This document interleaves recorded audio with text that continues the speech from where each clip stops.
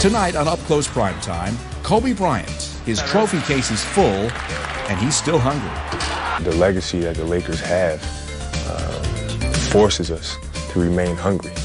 Allen Iverson. You've got questions, we've got answers. I make mistakes like every other human. I just try to learn from them. And Renegade owner Mark Cuban on why he challenges authority. You knew what you were saying or doing could in any way hurt this game. Would you finally shut up? Yeah. But I've never felt that. No, not ever. Up next on Up Close Primetime. Welcome to Staples Center here in Los Angeles. I'm Roy Firestone, and this is Up Close Primetime. Tonight, the hottest and most combustible names in the NBA today. Kobe, Iverson, Cuban.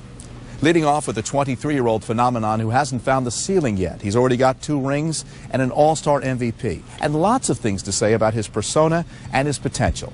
He is the Lakers' Kobe Bryant. How good a player are you now compared to what you really want to be? Rate yourself compared to what you think you're capable of being. I don't know what I'm capable of being. I have no idea. All I try to do is find a niche where I can benefit the team and help elevate their games. That's how I judge my individual game, is how I'm able to elevate guys like Devin George and Slava Medvedenko and Derek Fisher and my teammates. Do you think that was always early on in your career, your younger man coming into the pros? Did you have a need to show everybody that you belonged, and because of that didn't really concern yourself as much as you should have about elevating other people's games? Oh, most definitely. Most definitely. I mean, it was, I first came into the league, I was more trying to prove myself as an individual basketball player, and not really thinking about my teammates or trying to lead them, because that wasn't my role at the time. And last year I felt like it was really my job to make sure the team was moving in the right direction and to really become more of a vocal leader. And that was one of my weaknesses. Criticized in the past for being distant from his teammates, Kobe was allegedly involved in a scuffle with teammate Samaki Walker on February 21. This, just after he assured us his relationship with all of his teammates was shored up during the past offseason. Really, one of the great stories of this year is your relationship with Shaq. Not only are you guys close, you are business partners. He's also touting you for being MVP. I don't know if it was ever as bad as people made it out to be, but certainly there's been a big change, and you guys are buds now.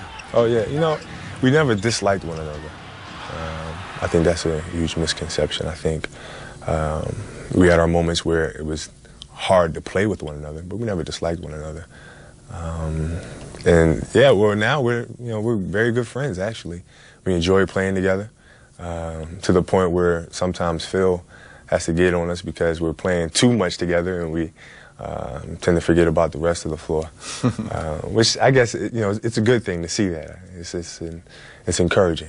In fact, when O'Neal was suspended over an on-court incident this year, Bryant wore Shaq's number and took his game to another level, scoring 56 points in 3 quarters. Count it again for Kobe Bryant. Was that a statement? It was a statement. That's the most upset I've ever been in a basketball game.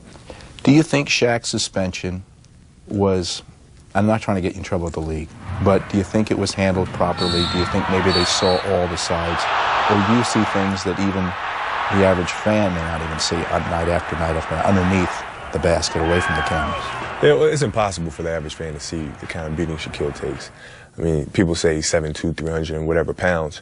He dishes out a lot, but he takes a beating. I mean, people literally jump on his neck to foul him.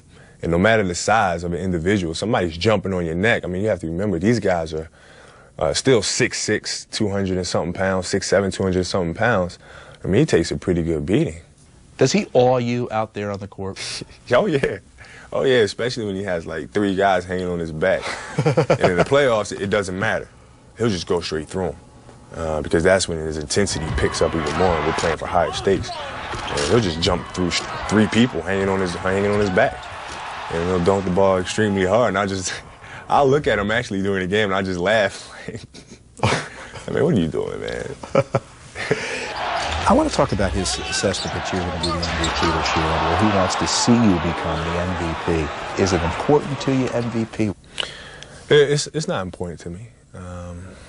It's not on my list of goals to accomplish for this season. Priority number one for me coming into this season was making sure my teammates improve. Are you, with back-to-back titles and favored to win a third, as a team and as an individual, are you hungry enough? Oh, definitely. We're still starving. You know, the legacy that the Lakers have forces us to remain hungry. You know, Magic and Kareem were able to win back-to-back titles, but yet they weren't able to three-peat. That's something that motivates us and keeps us going. There's a perception, though, that the Lakers are looking to just shift gears. They're losing to teams they shouldn't, that maybe, hey, when push comes to shove, we'll get it up into a different gear? Or is that a dangerous game to play? It's a dangerous game to play if we were playing it. The teams that have beat us, they've beat us. You know, it's not a conscious thing on our part to turn our game down and turn it up. If the competition is greater, then obviously we'll step our game up to another level. I think that's just competitive instinct, but it's not something that we consciously do. It's a process of constantly moving forward and constantly improving, and that's what we're doing right now. You know, sometimes you have to take a couple steps back to just take one step forward. As Up Close Primetime continues, Kobe Bryant on the effect of September 11th. After that day, I started approaching practice with a renewed freshness because I knew how important life was, how important every day is. As Up Close Primetime continues.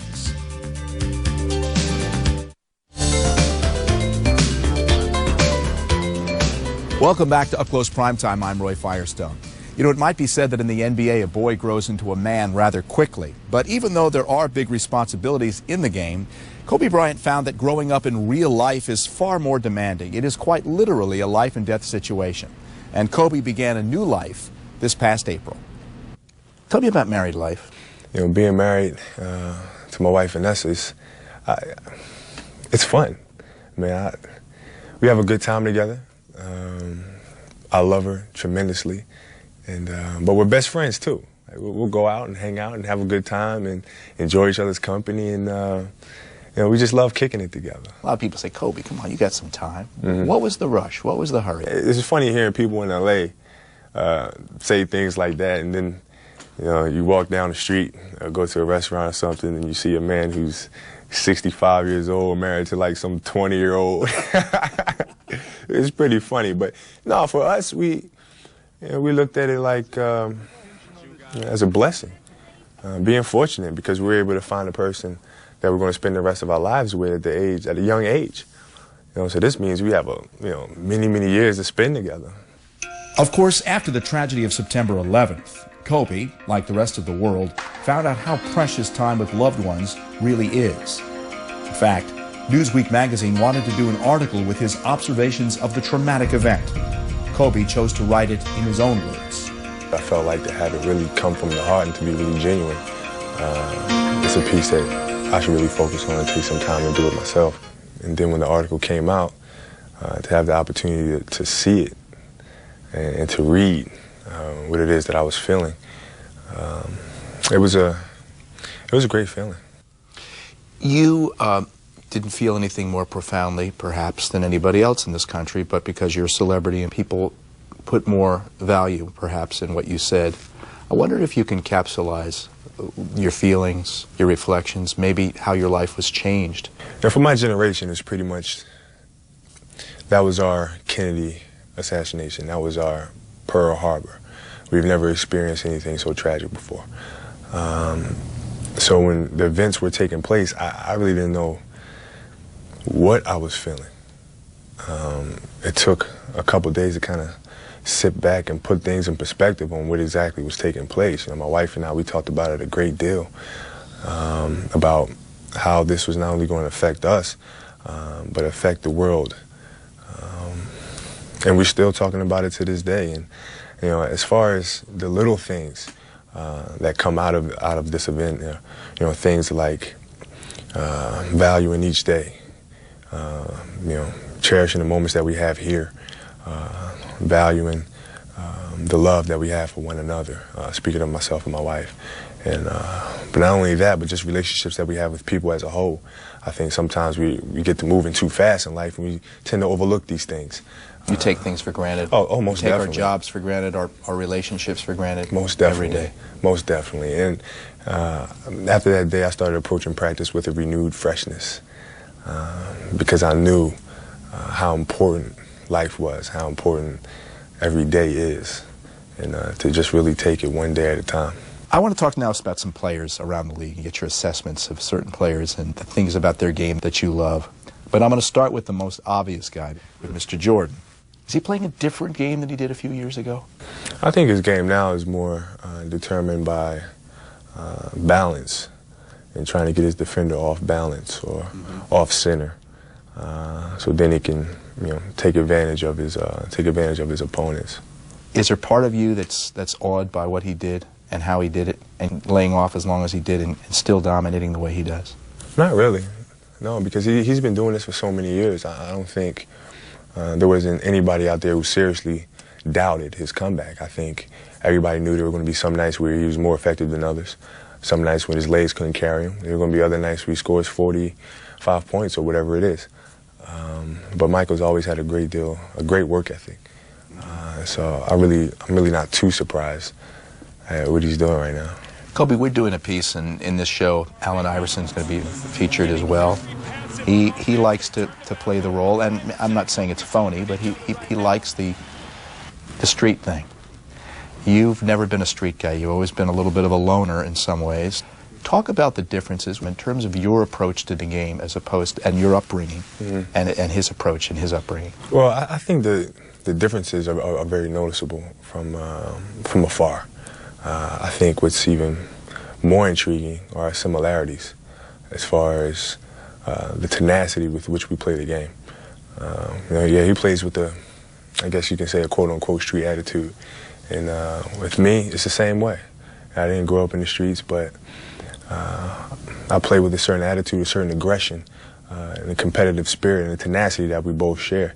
And I think that's even more intriguing than our differences. What about Jason Kidd? Somebody said to me this week that he thought Jason Kidd deserves to be the MVP at this point in the season. What do you admire about what he's doing? He's a leader. He gets people to play unselfishly. He thinks team first.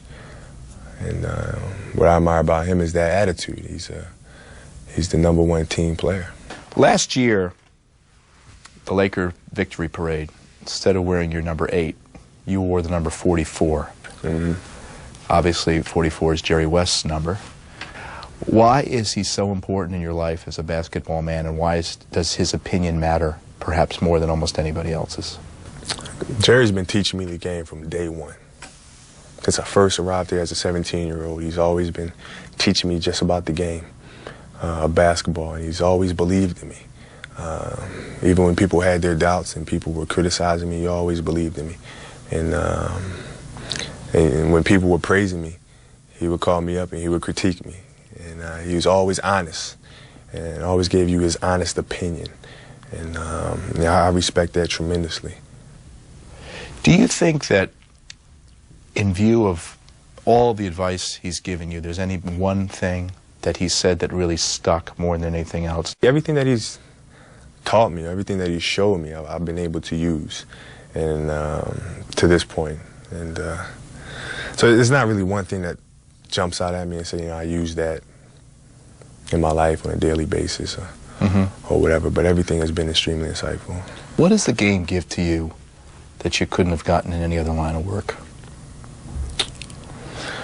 Well, what I found out is that the game of basketball has really been a great teacher of life as far as unending challenges, teamwork, doing things together. Getting along, learning the ups and downs of a season, and enjoying the journey of the season, and it's really helped me mature. I've heard Michael use that quote before, and I've heard Magic use a quote before, saying how the game has really been a teacher of life for them. And a couple years ago, I really didn't understand what they were talking about. I couldn't see that, but now I can definitely say the same thing. You know, I look at this incredible career you've had, and you're still just, what, 23? Mm-hmm. Do you appreciate it at this young an age, or do you have to be a little bit older to step back and say, wow, what an unbelievable ride this has been. What an extraordinary opportunity and blessing I've had in my life. That's something that I do now, yes. It's something that I've been able to do at the end of last season, kind of step back and just enjoy the moment. And more so after September 11th. Not just the game of basketball, but just little things, going to the store and, you know, or going to the movies or something like that. I've been able to kind of just sit back and just enjoy life and just enjoy the day at a time.